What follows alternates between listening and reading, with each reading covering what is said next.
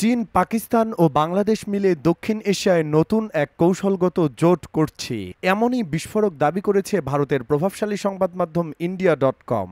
তাদের প্রতিবেদন অনুযায়ী সম্প্রতি চীনের কুনমিং শহরে এই তিন দেশের শীর্ষ পর্যায়ের কূটনীতিকদের মধ্যে অনুষ্ঠিত হয়েছে এক ব্যতিক্রমী ত্রিপাক্ষিক বৈঠক।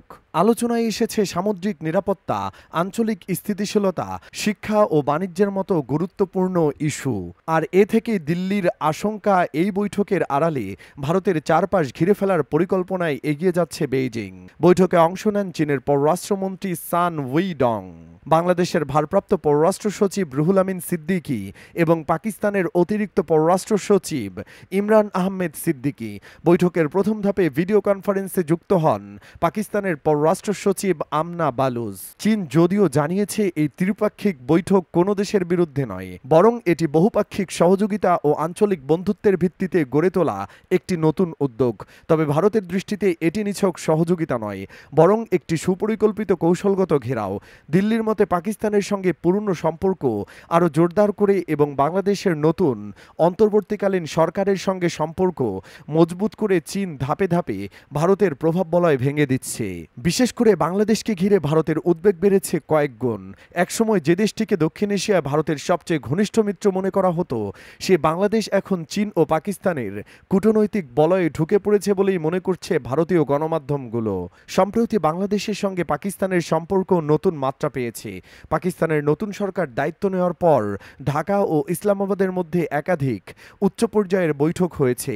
এমন আলোচনায় বাণিজ্য, বিনিয়োগ ও দ্বিপাক্ষিক সম্পর্ক উন্নয়নের বিষয়ে উঠে এসেছে।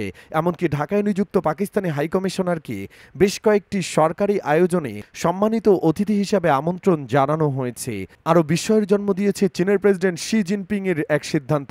তিনি বাংলাদেশের বর্তমান অন্তর্বর্তীকালীন সরকারের প্রধান নোবেলজয়ী ডক্টর মোহাম্মদ ইউনুসকে চীন সফরের জন্য আমন্ত্রণ জানান এবং তাকে নিতে পাঠানো হয় একটি বিশেষ চার্টার্ড বিমান।